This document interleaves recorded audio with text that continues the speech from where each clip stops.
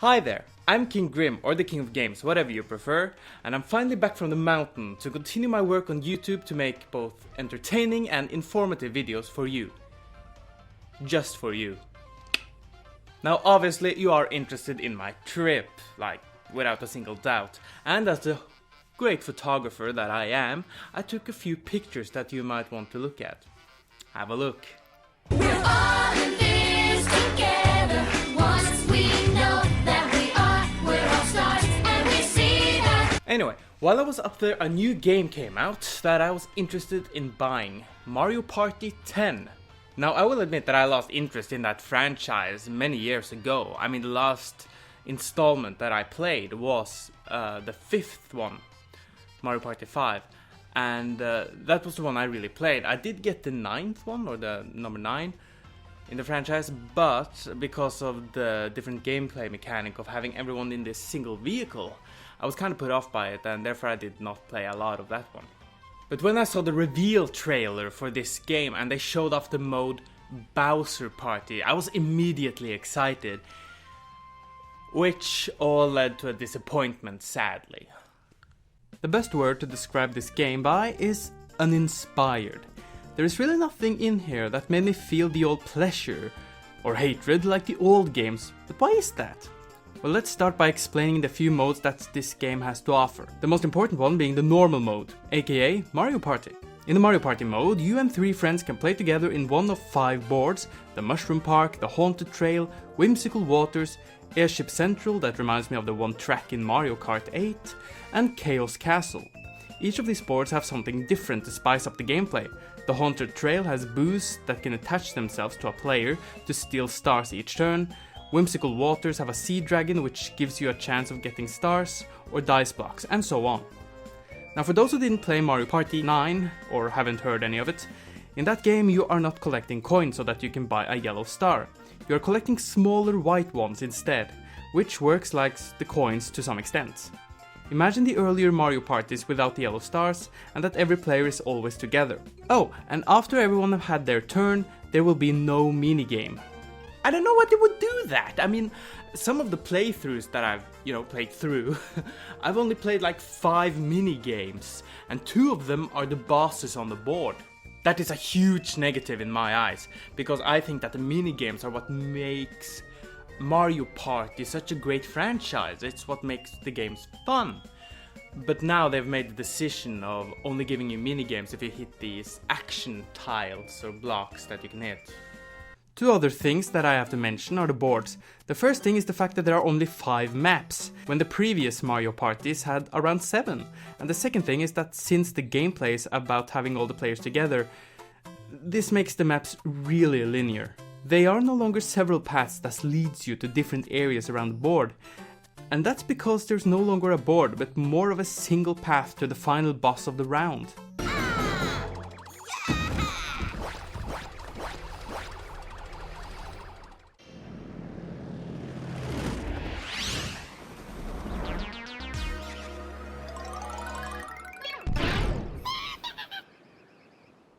But that's about the boards themselves. But as I've just said, what makes Mario Party such a great franchise are the minigames, and these are a lot of fun.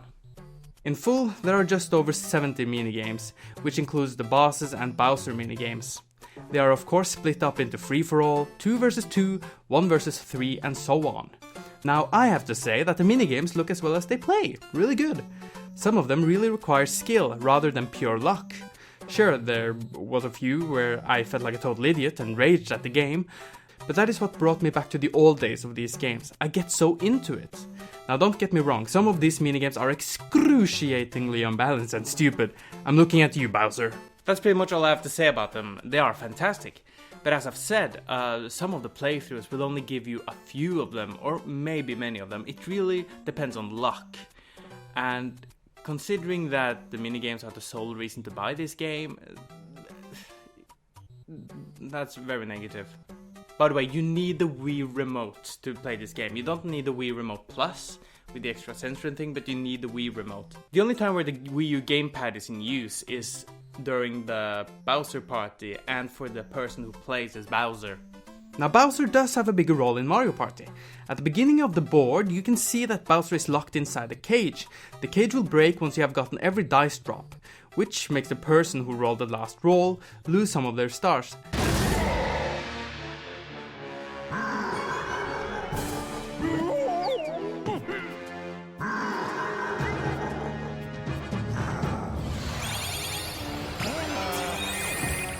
Thereafter, Bowser will make several Bowser blocks around the board.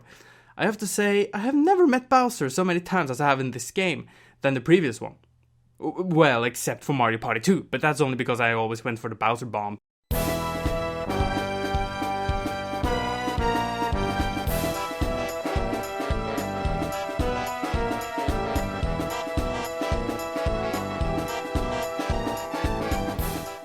And that's where we come to the Bowser Party side of the review. And this is where the biggest disappointment lies. You only get 3 of the 5 boards, which I don't know why they would limit it to only 3, but that's what we got. The biggest downfall to this mode is that there's only 10 Bowser minigames. Yes, only 10. That is probably the biggest smack in the face I've gotten in a long time. Bowser Party was the main thing they showed in the reveal trailer, so why would they half-ass it like this? Now, the main goal for the regular players are to get to the finish line, while Bowser's goal is to catch up to them with 4 dice blocks and take down their hearts to 0, killing them. Around the board, the players can find more hearts, but it truly doesn't matter in the end.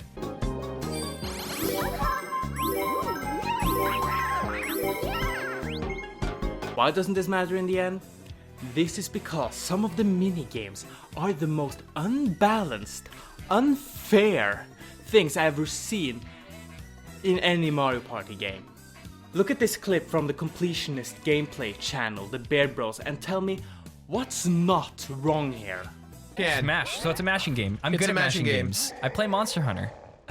here we go. It's the thing that makes you waste your Sent energy out. before. Yeah. Thing that gets you freaked out. I would win this game. Wow. Oh my god! Oh my god! This is ridiculous. What the fuck is that? Bullshit. It's Wow, that is really bad. What were Nintendo thinking? Did they honestly expect the Bowser player to mash the button like this? Oh no, you're so fast. Still, there are a few good things about this mode. You actually do feel like the bad guy. In Whimsical Waters, there will be like these extra minigames in the map where you, as Bowser, can use the Wii U gamepad to point at to try to mislead the other players. And in Chaos Castle, you can actually put up traps, but only on one place. Again, it feels slightly limited because you always do it like one place on the board, but still it feels nice to have that kind of power. Though the final part of Chaos Castle, you really become Bowser from New Super Mario Bros. Wii, like the final boss. If you've seen that, oh my god, okay, that's pretty cool. That's pretty awesome for the guy who plays as Bowser, I have to say. Though it just feels unfair. Bowser can always have rerolls if he doesn't catch up to you. Every single way to the hearts is based on luck and not skill, and I have never lost as Bowser yet. That is pretty sad. So if they actually, by any chance, patch this mode by making Bowser take less damage or anything like that, it would feel better. But again, my biggest problem is the number of minigames, and maybe make sure that all the stages are playable. Then that would actually help a lot. But as it is right now, it's just meh. I had a lot of fun at the beginning, but after a while it just got boring and unchallenging. Well, unchallenging for Bowser. The other have to utilize every single tool to even hope to get the win. But you get the point. There is also another mode that can be accessed with an amiibo, though I'm a bit unsure whether I want to talk about it and bring that mode into the verdict, because it requires a Mario-styled amiibo. You know, amiibo from the Mario franchise. I will talk about it, but I will not put it on the verdict. So it will only be for informative matters, or whatever you would call it. Amiibo. Okay, so where the Mario Party mode is everything else than the old Mario Parties, Amiibo Party is exactly like the old ones, only very limited. Like this limited. You see? No? Well, it is that limited. You get a small rectangular board themed after the amiibo you used, so there are some different boards, as long as you have the amiibos to activate them. But as I just said, it is a smaller version of the old Mario parties, like way smaller. You get coins if you win a minigame or hit a blue tile, and once you have collected 20 coins, you can buy a star, plus the minigames after one round. Thank you. Now you may think that this is exactly what I wanted, right? Minigames after each round, buying stars and so on, but no! Since I only have a Bowser amiibo, I will only get the Bowser minigames, and need I remind you how many of them there are? And the funny thing is that there are only 10 rounds in Amiibo Party, so if I play this mode 2 times, I will have played every single Bowser minigame twice. Can you see why I have a problem with this number? Okay, I will say that there is something that this mode does 100% perfectly, and that is the music. And that's because since I have the Bowser amiibo, every time it's my turn, I will hear this music.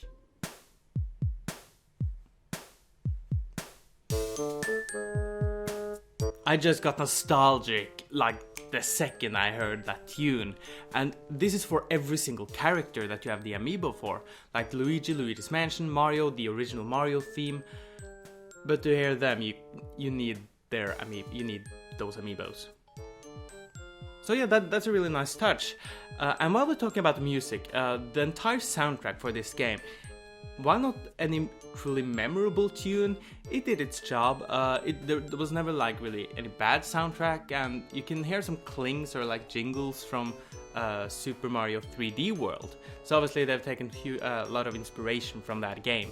Like, I think everybody understands by now that every single Mario game has some quality in it in some areas.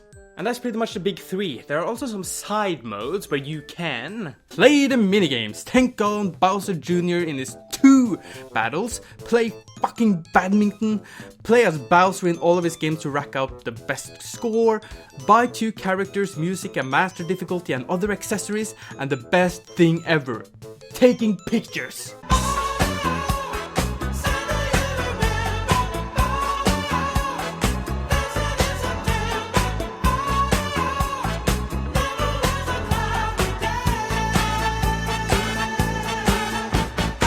Mario Party 10 side modes are a lot of fun, but the game itself restricts you into just playing a few of them every time you start up the game, unless you go to the side mode. The Bowser Party mode is very fun at the beginning, but it will after a while become very boring and hated almost because of how unbalanced it is, and also because there are only 10 minigames, which will become quickly boring. As for Amiibo Party, get another amiibo than Bowser for this mode. Trust me, you'll be doing yourself a huge favor. Mario Party 10 gets a 5 out of 10. It is completely average. Even though it does have the Nintendo quality. It looks good and it sounds good, but the gameplay mechanic pushes the fun away.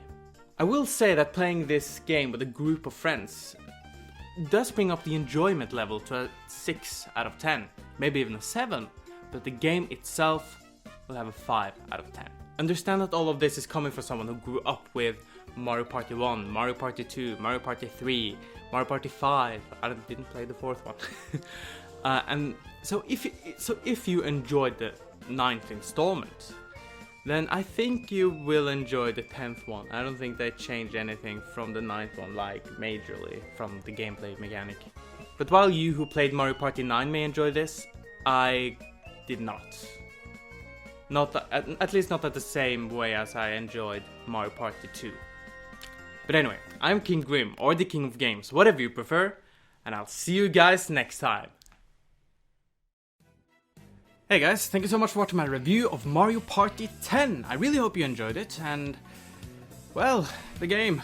I wish I enjoyed it more. But anyway, if you liked what you saw, then please hit that subscribe button and leave a like. It always makes me feel better. And if you're a common human being, you want other people to feel good. And well, if you can't quite figure out whether or not to subscribe, then you can see the 2 videos to the right there and kind of see if you could, you know, enjoy some of my other content. If you do, then I highly recommend that you push it. Now, thank you so much. You can also follow me on Twitter for me to give you all sorts of information, whether or not when a video is coming out, and etc. Anyway, I love you guys. I'll see you guys next time. I'm KingJGrim, or the King Games, whatever you prefer. See ya.